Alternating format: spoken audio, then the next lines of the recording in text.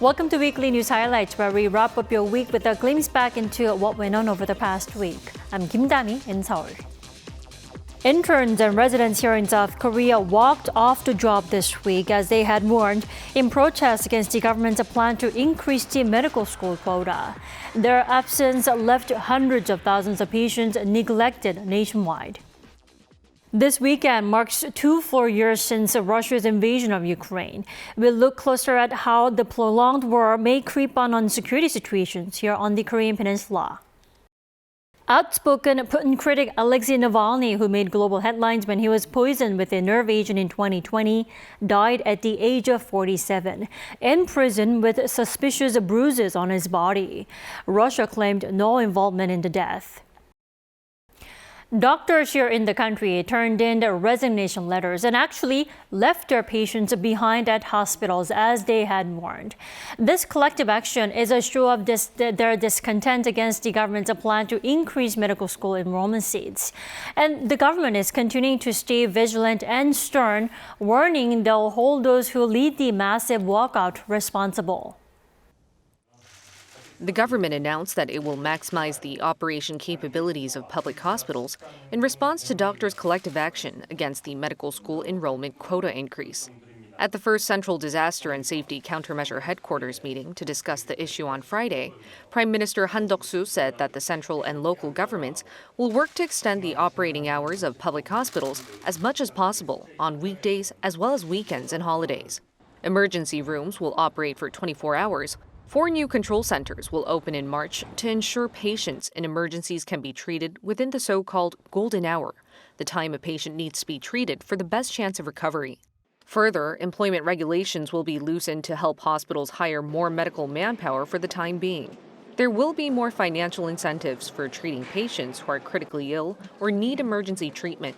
Military doctors will support treatments at hospitals where needed.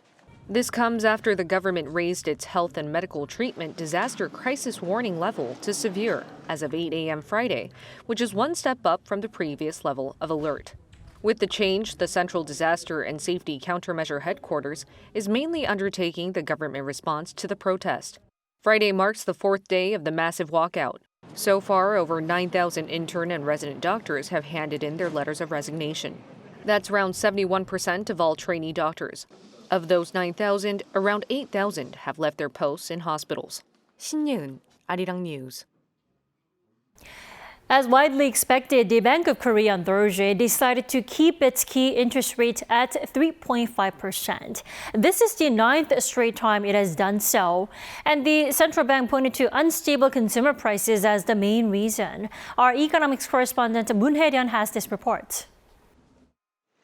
South Korea's central bank kept its benchmark interest rate steady at 3.5% as widely expected. The decision was announced on Thursday following a monetary policy committee meeting. Due to supply chain risks posed on global oil prices and continued high consumer costs, slowing inflation will not be easy. We believe that it is necessary to stabilize the inflation rate to the 2% level by maintaining monetary tightening for a sufficient period of time. This is the 9th consecutive meeting that the BOK has decided to freeze the rate since it was raised to 3.5% in January last year, following 10 consecutive rate hikes in a bid to tackle inflation. Analysts say that there is little reason to rush the lowering of interest rates due to higher-than-targeted price hikes. In January, on-year growth in consumer prices fell to the 2% range for the first time in 6 months, but at 2.8%, it remains above the 2% target. The bank said earlier this month that this figure could tick back up, citing geopolitical uncertainties in the Middle East, which could influence oil prices. Unfavorable weather conditions have also meant that prices for agricultural products such as fresh fruit are continuing to climb. The continued rise in household debt is also a factor cited by experts as being behind the rate freeze. According to recent data, household debt in the final quarter of 2023 increased to its highest level ever, rising by nearly $6 billion on quarter. In January this year, mortgage loans surged by over $3.6 billion compared to the previous month, which is the second largest increase seen since January 2021. It is also unlikely that the BOK will cut interest rates ahead of the United States, with the current key interest rate gap between the two countries at its largest ever at 2 percentage points. Local experts believe that the central bank could ease their monetary policy in the second half of next year, provided the Federal Reserve's pivot policy takes effect in June as currently predicted. Meanwhile, the BOK also maintained its economic growth outlook for this year at 2.1%, as well as the inflation forecast at 2.6% as set last November. 문혜련, Arirang News. This week, a bereaved family of a Korean victim of wartime forced labor received a Japanese company's court deposit money as compensation. It is the first time that such a victim has been able to accept payment from an accused Japanese firm. Our foreign affairs correspondent Pyeonji reports. Mr. Lee, who was forced to work at Hitachi Zosen during Japan's colonial rule of Korea, filed a suit against the Japanese company in November 2014.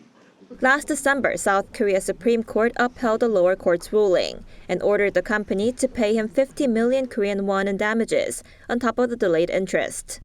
But Mr. Lee passed away before the top court finalized its ruling. Then on Tuesday, his family finally received compensation from Hitachi Zosen, making it the first time that a forced labor victim has received compensation from a Japanese company. The family withdrew 60 million Korean won, or about $45,000 from the Seoul Central District Court, which was earlier deposited by Hitachi Zosen as a kind of collateral. A number of South Korean forced labor victims have won suits against Japanese companies, but they have not been able to receive payment directly from Japanese firms, as Tokyo continues to claim all issues had already been settled in a 1965 treaty. To resolve the matter and improve bilateral relations with Tokyo, last March, the Yoon administration unveiled a plan to compensate these victims using funds procured through a public foundation instead. Seoul's foreign ministry said Tuesday that this policy will remain in place, while adding that the victim was able to receive deposit money from Hitachi Zosen in accordance with relevant laws.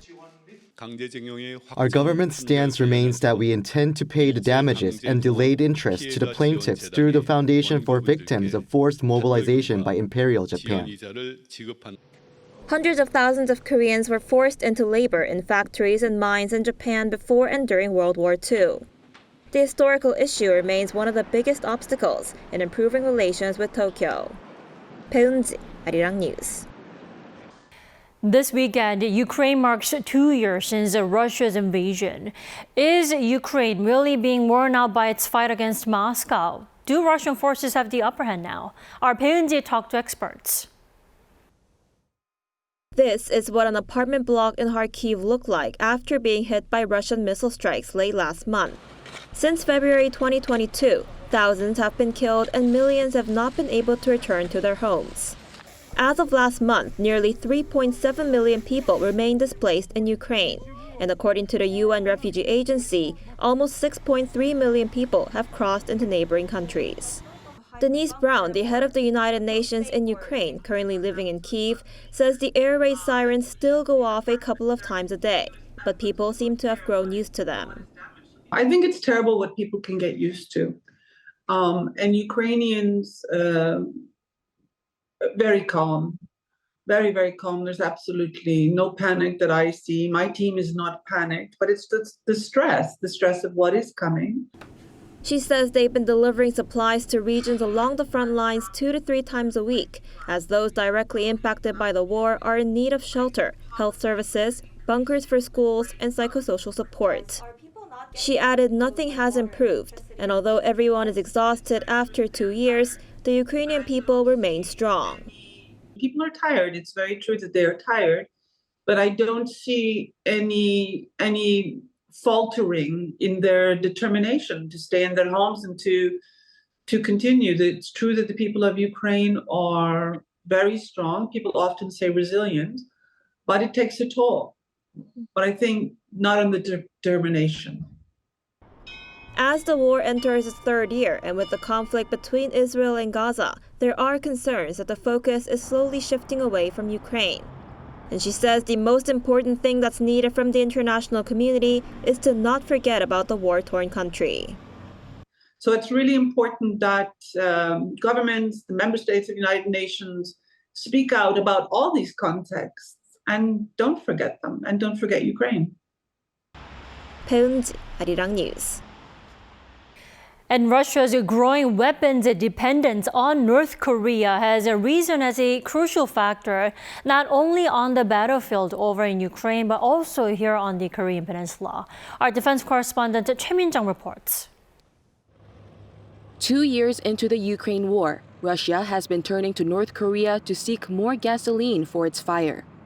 The two sides are believed to have been strengthening their military cooperation after Kim Jong-un and Vladimir Putin met in Russia last September. Pyongyang has allegedly sent around 2.5 million rounds of artillery to Moscow for use against Ukraine. Although early assessment has shown that the decades-old North Korean shells appear to be of poor quality, experts say that simply quantity itself matters on the battlefield. So quantity is very helpful for Russian operations because they've been going through thousands of shells every day. Having thousands of rounds per day to provide to Russia certainly increases the damage to Ukrainian infrastructure as well as increasing Ukrainian casualties. What's more concerning, though, is Russia's deployment of North Korea's latest KN-23 and KN-24 ballistic missiles. Ukraine's top prosecutor general Andriy Kostin this week confirmed that at least 24 ballistic missiles recently launched by Russia were from North Korea. Although the accuracy is still questionable, the prosecutor said the missiles killed at least 14 civilians and wounded 70. This could be an opportunity for the North to assess how its new missiles fare in combat situations. I mean, Russia asked, can you give us these things? And North Korea said, yeah, we can do that. But they said, yeah, we can do that because not only were they going to make money, but they were going to have a testing ground to see how well they worked. So what effect will this have on the security situation on the Korean Peninsula? Experts say North Korea's decision to send weapons to Russia shows that the regime is not preparing for a full-scale war against South Korea, as a major military operation would require massive stockpiles of missiles and shells. You haven't heard much lately about North Korea testing KN-23s or KN-24s. And they were last year, they were the year before. Does that mean they're really down low on those stocks to the point where they need to hold on to what they've got for wartime use? Interesting question, because they've shifted to cruise missile testing. And making you wonder, is that because they didn't have enough ballistic missiles to continue what they've been doing? Though there may be no need to prepare for war just yet, it remains to be seen whether Moscow will provide the North with the crown jewels of its military technology in return. Choi Min-jung, Arirang News. The United States vetoed calls for an immediate ceasefire in Gaza at the UN Security Council after proposing its own draft urging a temporary ceasefire.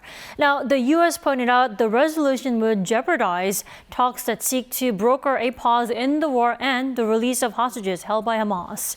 Lee Seung-jae has the details.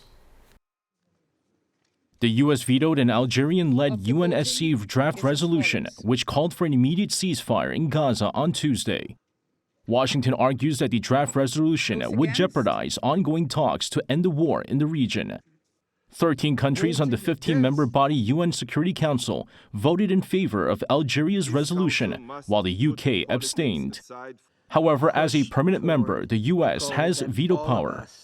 The U.S. veto comes as it drafted its own resolution calling for a ceasefire in Gaza.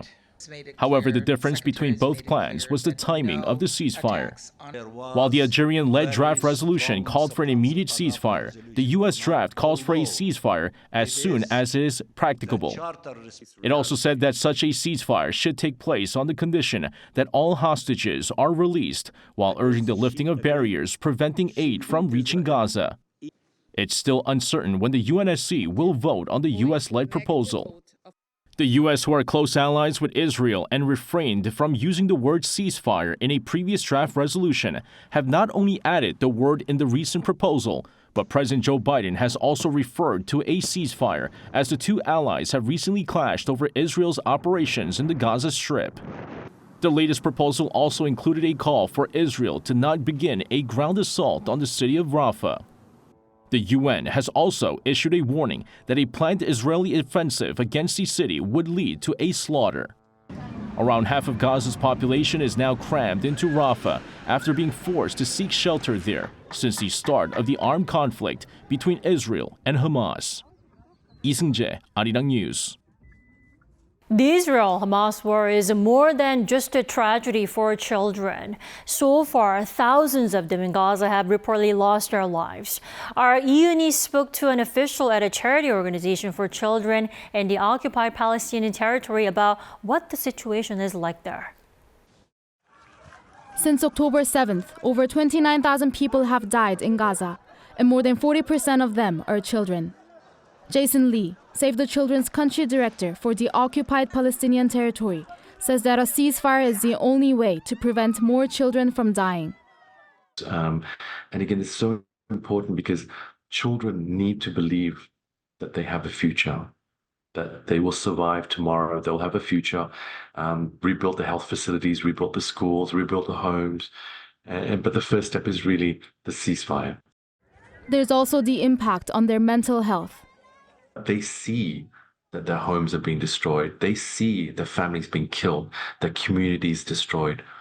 They hear the fighting, they hear the airstrikes, the machine guns, the shelling, the tanks. He shared the story of a 4-year-old girl whom he met in Gaza in December last year. We have no idea who she is, how she got there, or where she came from.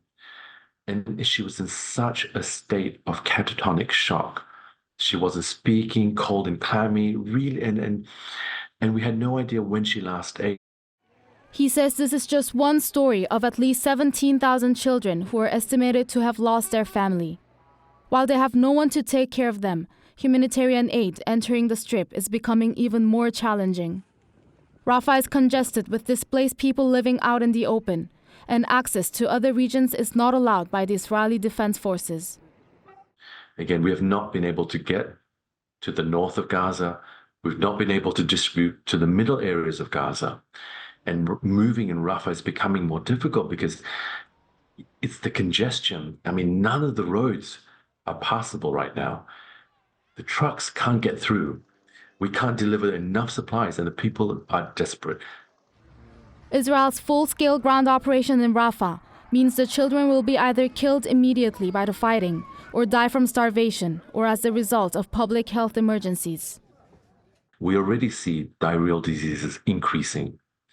It's cold, it's wet, they will get pneumonia. And what happens if there's cholera? So all of this will happen to civilians. We will see the morbidity and mortality, especially for children, increase. 70% of injuries have been either a woman or a child. Children are more susceptible to malnutrition and diseases and will die quicker. The lives of Gaza's 1.1 million children depend on an immediate and definitive ceasefire. Lee Eun-hee, Arirang News.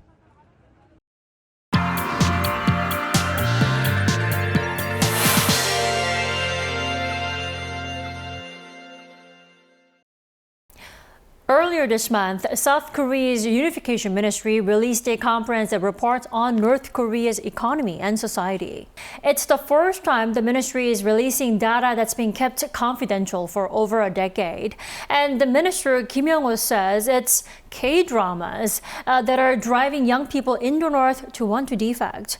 Our correspondent, Kim Jung-sil, is here in the studio. Welcome back, Jung-sil. Thanks for having me, Dami. So, Jung-sil, you did sit down with the minister, Kim Young-ho. How did that go? Well, Dami, I got a chance to talk with him in person and ask for details about the report on the reality of North Korean economy and society based on the testimonies of 6,351 North Korean defectors. So it was very meaningful. Now, first, let's listen from the minister about why the report is important. The report is the first public survey on North Korean residents that the ministry has ever conducted. It is comprised of interviews with North Korean defectors on the regime's economy and society. It's important to understand North Korea's poor human rights situation and security issues as both cannot be separated. To bring righteous changes in North Korean society would help not just its residents, but also help bring peace on the Korean Peninsula, Northeast Asia, and the world. So, like you mentioned, the report contains voices of over 6,000 defectors. Is there any trend that stood out or, became apparent from those stories? Yes, Dami. Well, the South Korean dramas and TV series have captured a global audience, but the report suggested there were also those watching in secret and in hiding in North Korea. Now, fans in other countries may admire the unique plots and dramatic twists, and of course the actors, but for some people in the North, watching K-dramas led them to a decision that could cost them their lives. The report suggests that more than 83% of North Korean defectors watch South Korean dramas when they were in the North. When they watch South Korean dramas, they can feel that South Korean society is free and wealthy. And the reality of South Korea in these dramas is different from what the North regime has brainwashed its people to believe. Jung-seo, then I have to ask you, and I'm sure a lot of our viewers are wondering, which dramas did they actually watch? Right. Dami, the minister said Stairway to Heaven, My Love from the Star, and Autumn in My Heart were among those frequently mentioned. Not only are K-dramas giving North Korean residents a more realistic view of South Korea, but they're also creating doubts in the residents against the regime. Take a look at this next graph. 56.3% of respondents who have recently defected said they feel negative about the line of succession that keeps power within the Kim family. This is an increase of around 20% from before Kim Jong-un took power. The spread of South Korean dramas actually poses such a threat that back in 2020, Pyongyang made a stricter law that bans people from watching it. Those caught sharing K-dramas could now even face the death penalty. The report added monitoring and surveillance have become even harsher, while the quality of life has lowered. 7 out of 10 people said they haven't received any food rations since Kim took power. I asked the minister where he thinks the North is heading at this point. I think if the Kim Jong-un regime does not give up on developing nuclear and missile programs, it will fall into a military dilemma. If the regime keeps spending its resources on nuclear and missile development, the economic hardships within North Korea will get worse. And people's feelings will be against the regime even more. Last but not least, Jung-seo, I want to ask you about the recent developments in what appears to be an attempt by the North to boost, relationship between Pyongyang and Tokyo. Back on February 15th, the leader Kim Jong-un's sister Kim Yo-jong released a rare statement saying a possible summit between North Korea and Japan could be on the table under certain conditions. What's going on? Right, Dami, we need to note that the statement came a day after South Korea had established diplomatic ties with Cuba, North Korea's longtime friend. And also Kim Yo-jong, who works as her brother's de facto spokesperson, added Prime Minister Kishida's visit can happen as long as Japan doesn't bring up issues related to Japanese abductees and the regime's nuclear and missile programs. Now, these are conditions that the Japanese government has already announced it cannot comply with. Pundits also say Kim Yo-jong's statement is aimed at driving a wedge between South Korea, the U.S. and Japan, but Minister Kim said this won't happen. The trilateral cooperation system between South Korea, the U.S. and Japan has never been more concrete since the Camp David summit last August. North Korea would never be able to get to Washington and Tokyo without going through Seoul. All right, Jung-seo, thank you for the report today. Pleasure is all mine, Dami.